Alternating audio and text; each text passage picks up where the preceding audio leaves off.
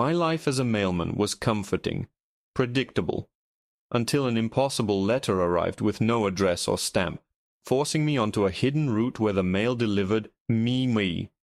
The weight of the mailbag is a familiar ache in my shoulder, a constant companion for the last 22 years. It's a comforting weight most days, predictable. Each letter, each package is a tiny, sealed story with a beginning and an end, a sender and a recipient. My job is just to be the bridge between them. I'm Mark, and my world is a 5-mile loop of manicured lawns, barking dogs I know by name, and the friendly, vacant waves of people grabbing their mail as I pull away. It's a good life. A simple one. Or at least it was. The day it all changed started like any other Tuesday.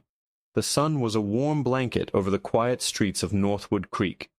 I was halfway through my route, parked on Sycamore Lane, sorting the next block's delivery. The rhythmic flick of my thumb through the stack was muscle memory, a motion so ingrained I could do it in my sleep. Bill, junk mail, magazine, bill, postcard from Florida, and then my thumb stopped. It wasn't a conscious decision. It was a physical rejection. The thing I'd just touched felt wrong. It wasn't the slick gloss of a magazine or the thin, cheap paper of a utility bill. It was thick, heavy, with a rough, fibrous texture that felt ancient, like old parchment. I pulled it from the stack. It was a standard-sized envelope, the color of aged cream, and it was completely, utterly blank. No address, no name, no stamp, not even a smudge of ink or a stray pencil mark. My first thought was that it was a mistake, a piece of trash that somehow got mixed in. But it was sealed.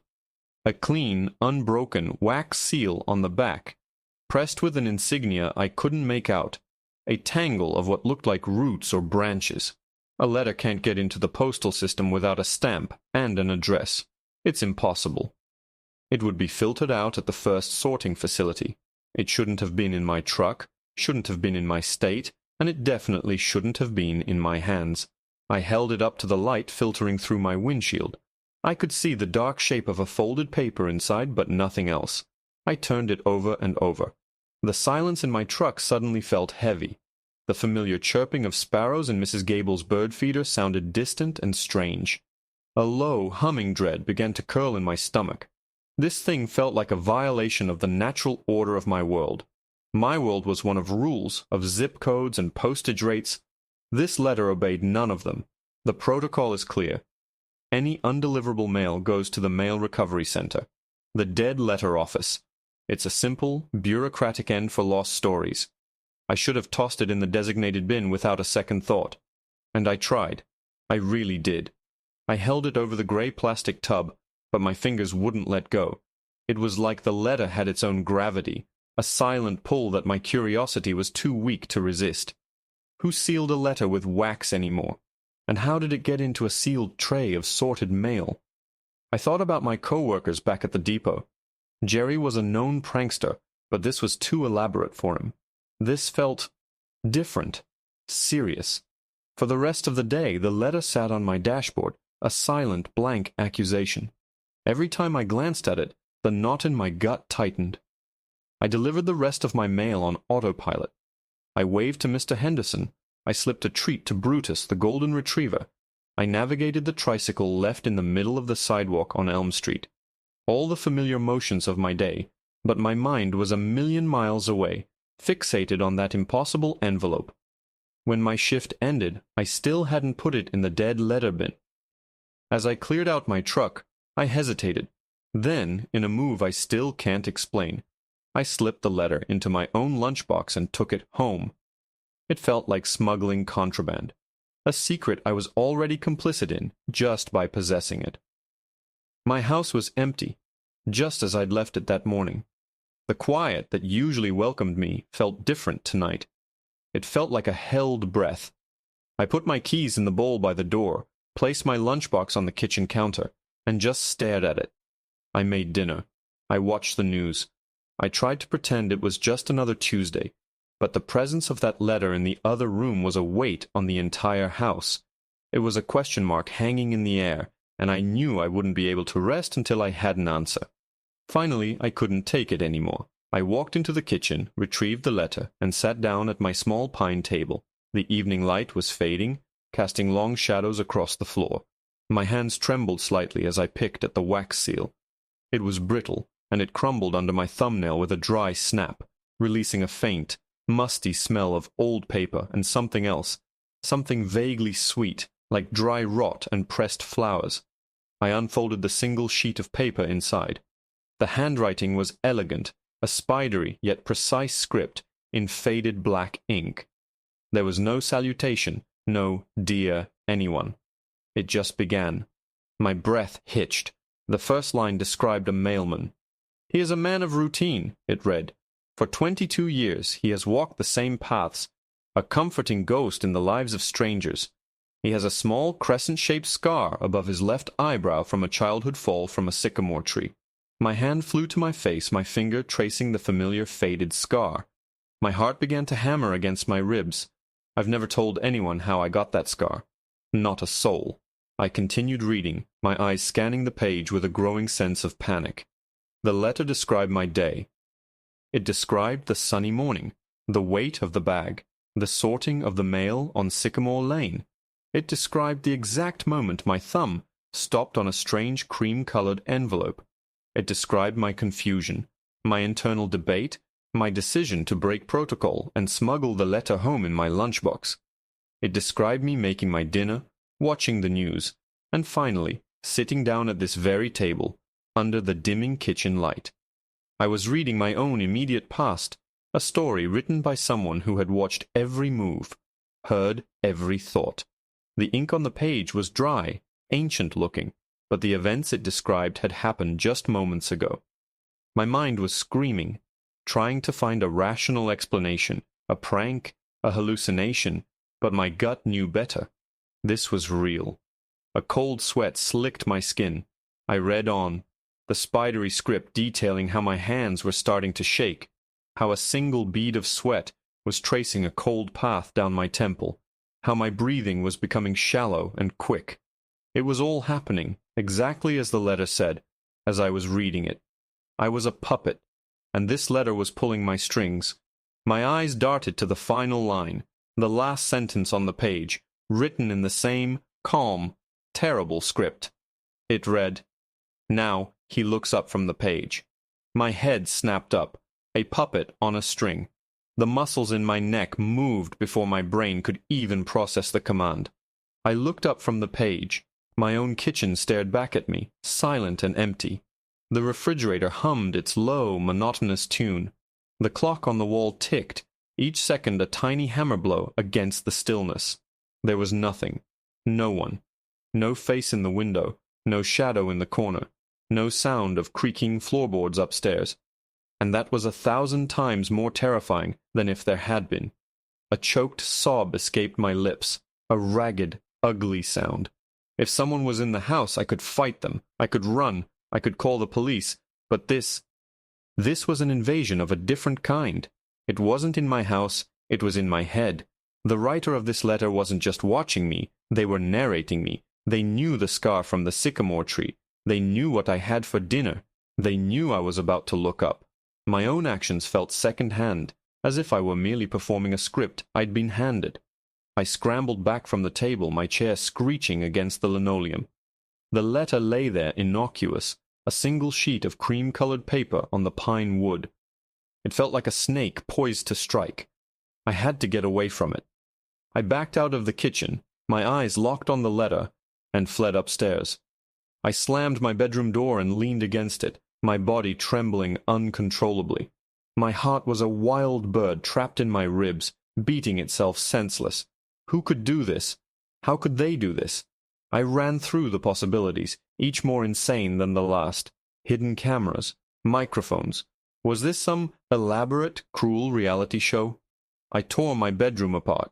I ripped the sheets off the bed, checked under the mattress, looked behind the cheap print of a lighthouse on the wall. I swept the lamps for pinhole lenses, ran my fingers along the window frames, the vents, the smoke detector. Nothing. The house was clean. It was just an ordinary, lonely little house. My frantic search led me back downstairs to the kitchen. The letter was still there, waiting. I approached it cautiously, as if it might leap at me. I forced myself to pick it up again. The paper was cool and heavy in my trembling hand. The ink was a faded black, and as I looked closer, I noticed it didn't seem like modern ink. It wasn't uniform. It was darker in some places, fainter in others, the way ink from a fountain pen would pool and recede. I had to destroy it. It was the only thought that made sense. If I destroyed the script, maybe the play would end. I carried it, holding it by a corner as if it were contaminated, to the small stainless steel sink. I flicked on my gas stove with a shaking hand and lit a corner of the page. The paper didn't catch fire the way it should have.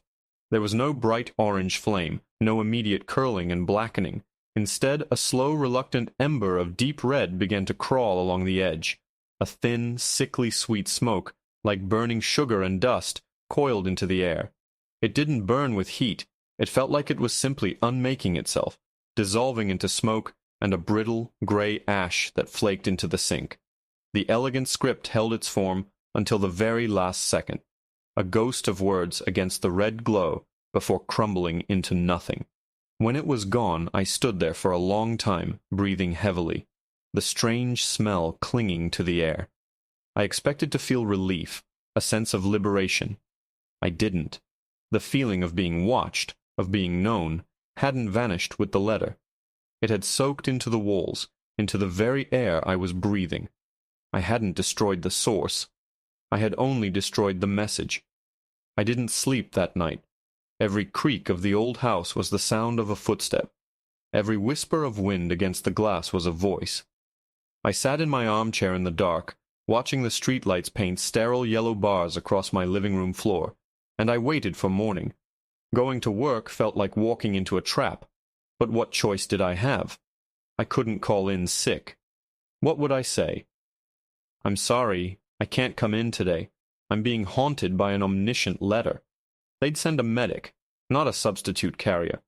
So I put on my uniform, grabbed my keys, and drove to the depot. The world looked sickeningly normal. People were jogging, walking their dogs, heading to work. They were all living in their own stories, unaware that I had lost the copyright to mine. At the sorting facility, the familiar noise of machinery and casual chatter was a dissonant symphony. I kept looking over my shoulder. Jerry slapped me on the back and I nearly jumped out of my skin. "Whoa, Mark, easy there. See a ghost?" he laughed. I forced a weak smile. If only he knew. My hands shook as I sorted my route's mail. The familiar flick-flick-flick of the envelopes was a torment. Each one I touched, I braced myself. I was waiting for it. I was dreading it. My route felt different today. The friendly waves from my regulars seemed like veiled gestures from co-conspirators. The barking dogs sounded like alarms. The whole world was a stage, and I was the only one who knew the audience was hostile. I was 3 hours in, parked on Hawthorne Lane, a dead-end street with older, slightly neglected houses. The sun was high, beating down on the truck's roof. My tray was almost empty. A sense of fragile relief was starting to bloom in my chest. Maybe it was a one-time thing, a terrifying, inexplicable anomaly that was now over. Maybe I had imagined the whole thing, a stress-induced hallucination. Then my thumb brushed against it, the same thick, fibrous, cream-colored paper. The breath I was holding escaped in a raw gasp. No, it wasn't possible. I had burned it. It was gone. I slowly, deliberately pulled the envelope from the stack.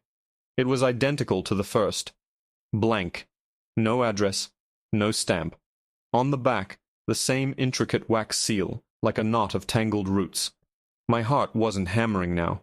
It was a cold, dead lump in my chest. This wasn't a prank. This wasn't a hallucination. This was a system, and I was in it. I couldn't open it here, not out in the open. I finished the last few houses on the block in a daze, my movements stiff and robotic. I drove to a small park a few miles away, a place I usually took my lunch, and parked in the farthest, most secluded corner, under the shade of a large oak tree. I killed the engine. The sudden silence was deafening. For a full minute I just stared at the envelope sitting on the passenger seat. The sequel. The next chapter I was being forced to read. My hands, slick with sweat, trembled as I picked it up. With a deep, shuddering breath, I broke the seal. The same musty, sweet smell filled the cab of my truck. I unfolded the paper. The script was the same, elegant, spidery. But this time it wasn't a long narrative. It was just 2 short, clear sentences. And as I read them, the cold lump in my chest turned to pure, crystalline ice, because this time it wasn't a description. It was an instruction. And taped to the bottom of the page was a single, old-fashioned skeleton key, its metal pitted and dark with age. The letter read, "At the end of this street is a small, red door that has not been opened in 50 years. You will deliver the letter that you find behind it." The key was cold and heavy in my palm. Its teeth were a strange, intricate pattern, unlike any modern lock I'd ever seen. A red door, Hawthorne Lane, the street I just left. My mind reeled. It was a street of browns and grays and faded blues, of peeling paint and overgrown hedges. I couldn't picture a red door. But the letter wasn't asking me to picture it. It was telling me it was there, and it was telling me what to do. Deliver the letter you find behind it. The implication was terrifying. This wasn't just about me anymore. The first letter had made me the main character. This one was giving me a role, a task. I was no longer just the subject of the story. I was its messenger. I was being enlisted. I stared out the windshield at the idyllic park scene. A mother pushed her child on a swing, their laughter carrying on the breeze. A group of teenagers tossed a frisbee. Normal people living normal lives. How could I go back to that? The world I knew had been peeled back like cheap wallpaper, revealing something dark and ancient and full of rules I didn't understand underneath. For a moment I considered rebellion. What if I just said no? What if I threw this letter and its key into the sewer and drove straight to the police station? But the memory of the first letter, its chillingly accurate narration of my every move and thought, paralyzed me. The writer, whoever or whatever it was, knew me. It knew my past, it knew my present, and the implied threat was suffocating. If it could so easily predict my actions, could it also dictate their consequences? What would happen to a character who refused to read their lines? The choice wasn't a choice at all. With a sense of dread that felt like drowning, I started the truck and drove back to Hawthorne Lane. I parked at the beginning of the street and walked. It felt different now. The sleepy suburban lane was imbued with a sinister aura. Every drawn curtain was a watchful eye. Every rustle of leaves was a whisper. I walked slowly, my postal-issue shoes silent on the cracked pavement, scanning the row of drab, unassuming houses. I passed number 12, then 14, then the dead end. Nothing. No red door. A surge of desperate hope flooded me. Maybe it was a mistake, a lie. Maybe the whole thing was a sick game designed to make me lose my mind. I turned to walk back, to get in my truck and drive away and pretend none of this had ever happened. And then I saw it. It wasn't a front door. Tucked away at the side of the last house, number 16, almost completely obscured by a monstrously overgrown forsythia bush, was a small, low door set into the foundation of the house. It was barely 4 feet high, the kind of cellar or crawlspace access you might see on a very old home. And it was painted a deep, blood red, the paint so old it was flaking away to reveal dark, weathered wood beneath. It looked like a wound on the side of the house. It was a door that was designed to be forgotten, a door that had not been opened in 50 years. My blood ran cold. The house it belonged to was one of the most neglected on the street. The lawn was a mess of weeds, the windows were grimy, and an old newspaper, yellowed and swollen with rain, was wedged by the front steps. I knew who lived there, an old man named Arthur Finch, a recluse. In all my years on this route, I'd seen him maybe 3 times, a fleeting, ghost-like figure behind a grimy window. His mail was mostly junk, which I'd leave in his overflowing box. He never came to the door. My instructions were clear. I pushed my way through the scratchy branches of the forsythia, the leaves whispering against my uniform. The air behind the bush was cool and smelled of damp earth and decay. There was a keyhole in the red door, dark and gaping, clogged with rust and cobwebs. My hand shook so badly I could barely hold the skeleton key. It felt like I was about to violate a tomb. I forced the key into the lock. It scraped and resisted, a grinding protest of metal on rusted metal. For a heart-stopping second, I thought it wouldn't turn. Then, with a final, agonizing turn of my wrist, there was a loud, percussive clunk that echoed in the enclosed space. The lock had opened. I pulled the door open. It groaned on its hinges, a sound like a man in pain. A wave of musty, cold air washed over me, a subterranean breath that smelled of rot and stagnant water and something else, something metallic and faintly sweet. The space beyond was pitch black. The letter said to find a letter. I fumbled for the small flashlight I keep clipped to my bag. Its beam cut a weak, trembling circle into the oppressive darkness. It was a cellar, just as I'd suspected. The floor was dirt, the walls were crumbling stone, and it was empty, utterly, terrifyingly empty. No boxes, no old furniture, no junk. Just dirt, stone, and a thick carpet of dust that seemed to swallow the light. My heart sank. Was this another trick? A test? I swept the beam of light across the floor, into the corners. Nothing. Then the beam caught something on the far wall.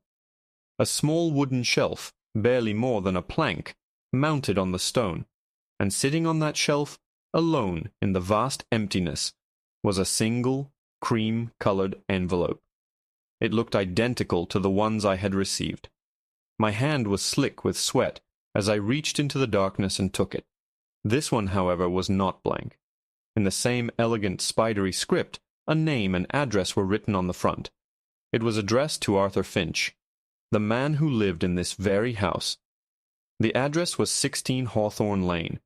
I was supposed to take a letter from a hidden cellar and deliver it to the man who lived in the house the cellar belonged to. The absurdity of it was mind-numbing. Why? Why this elaborate, terrifying ritual? Why not just put it in his mailbox? Then I turned the envelope over. There was no wax seal. Instead, a single sentence was written on the back. A message for me. Do not let him see your face. A shiver of pure dread traced its way down my spine. This wasn't a delivery. This was an infiltration. I backed out of the cellar, my heart hammering, and pulled the small red door shut. It closed with a soft, final thud. I didn't bother to lock it. Now I stood on the sidewalk in the bright, cheerful sunlight, holding a letter that felt colder than the cellar it came from. I had to deliver it to a man I'd barely ever seen, without him seeing me. How was I supposed to do that? Slip it through his mail slot?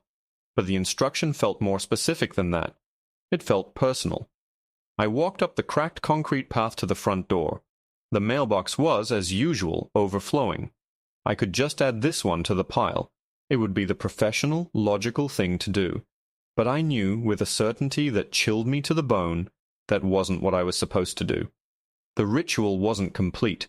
As I stood there, paralyzed with indecision, I heard a sound from inside the house, a faint, rhythmic creaking. Rocking.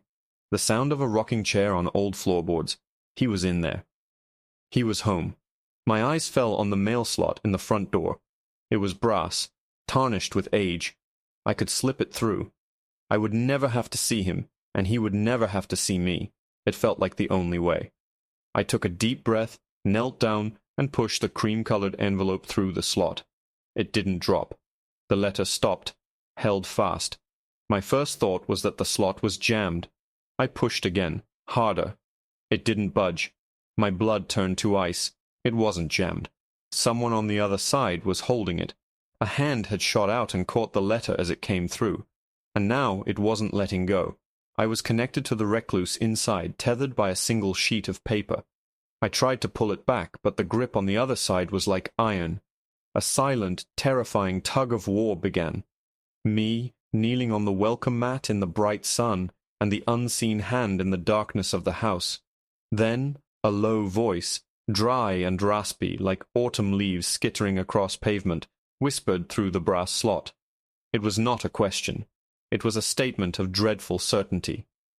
"I know who you are," the voice rasped. "You're the new one." The new one.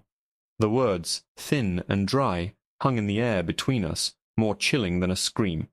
My mind, already frayed, simply snapped. Primal fear took over.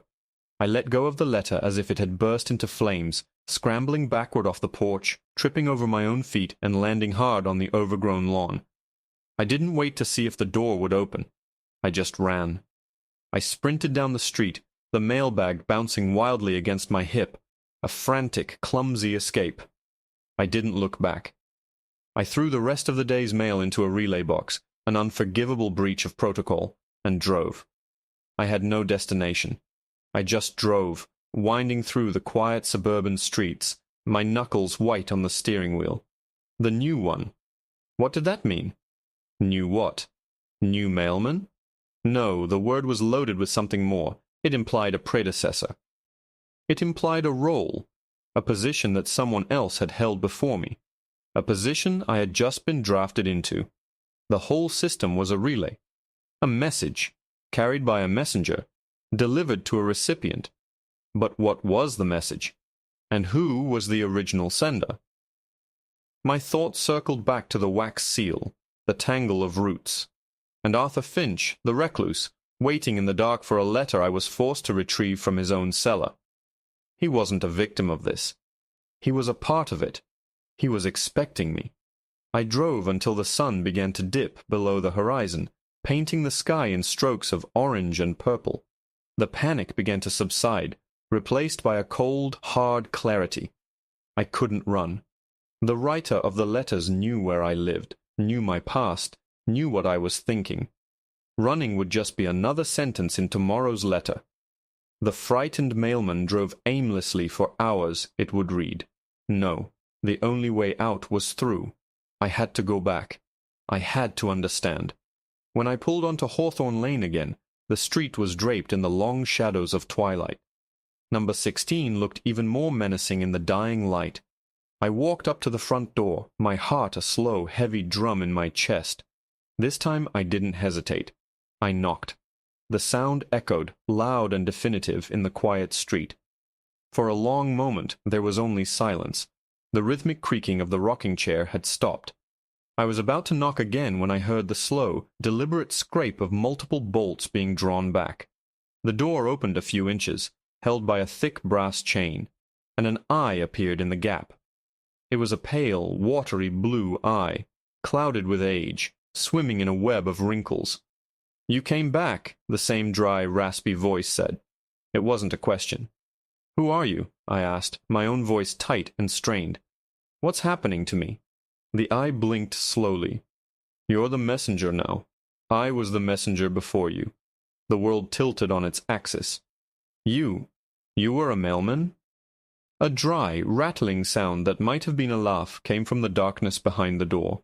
"For a time, 48 years. Before me it was a woman named Eleanor. She delivered telegrams. Before her a boy who ran messages for the town council. The method changes. The route remains." "The route?" I stammered, my mind struggling to grasp the scale of what he was saying. "There are letters that can't be sent through normal means," he whispered, his voice dropping lower. "Letters between places or times. They can't bear the scrutiny of the mundane world. They need a quiet path, a dedicated carrier, someone predictable, a creature of routine, someone like you, someone like I was." The blood drained from my face. My 22 years of comforting, predictable routine hadn't been a life. They had been an audition. "The letters choose their carrier," Arthur continued. "They test you. See if you follow the rules. See if you can be trusted to walk the path. You passed the test. The letter I delivered to you," I said, my voice barely a whisper. "What was it?" The door closed for a second, the chain rattled, and then it swung open. Arthur Finch stood before me. He was ancient, a frail man swimming in a threadbare cardigan, his face a roadmap of a long and difficult life. He held the cream-colored envelope in his trembling hand. "It's my release," he said, his voice thick with a weary relief that was almost painful to witness. "My last delivery was over 50 years ago. A letter I was supposed to take to the cellar door for the next messenger to find. A key. Instructions. My task was to lock it and then wait. To be the keeper of the gate until the next one was chosen. My letter of retirement could only be delivered by my replacement. He looked down at the envelope. Now my route is over. 1,000 questions swirled in my head. Who wrote the letters? Where were they going? But looking at Arthur's exhausted face, I knew he didn't have the answers. He was just a cog in the machine, same as me. A weary bridge, finally allowed to crumble. What now? I asked. Now, you do the job, he said simply. He looked past me, out at the darkening street. They come when they're ready. You'll find them in your bag. They will be blank. They will guide you, sometimes to a key, sometimes to a riddle. You find the real letter and you deliver it. No questions. You don't read them. You don't ask why. You just deliver. That's the most important rule. You are only the bridge. He shuffled back into the darkness of his house. Good luck, messenger, he rasped, and the door clicked shut. The bolts slid home, one by one. I stood on his porch for a long time, the evening chill seeping into my bones. My world hadn't just changed. Its entire foundation had been ripped out and replaced with something ancient and incomprehensible. I was a mailman. It was the one thing I knew about myself. And I still was. But my route was no longer 5 miles of manicured lawns. It was somewhere else. The next morning, I found it. Tucked in the middle of a stack of bills for Oak Street was another cream-colored envelope. Blank. No seal. My heart didn't pound with fear this time. There was a strange, grim resignation. I opened it. The elegant script was there, but it wasn't a narrative or an instruction. It was an address. A single address for a house on the other side of town. Taped to the paper was a small, polished river stone, smooth and gray. I delivered the rest of my mail, the familiar motions a strange comfort in my new reality. When my official route was done, I drove to the address from the letter. It was a small, neat house with a cheerful yellow door. A young woman was sitting on the porch steps, crying, her face buried in her hands. I didn't know what to do.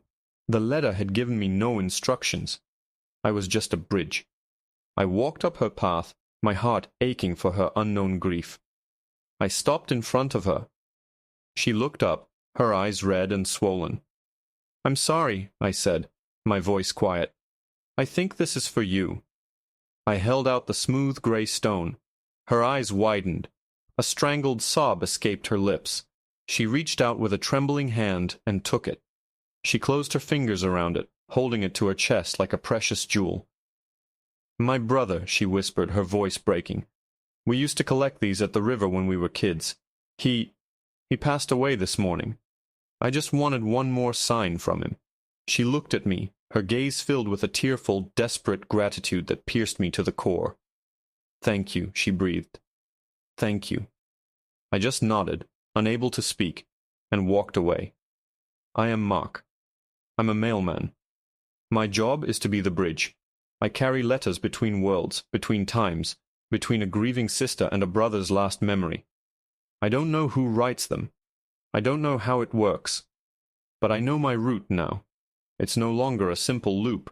It's a path that stretches into shadows and sorrows I never knew existed. I don't just deliver the mail anymore.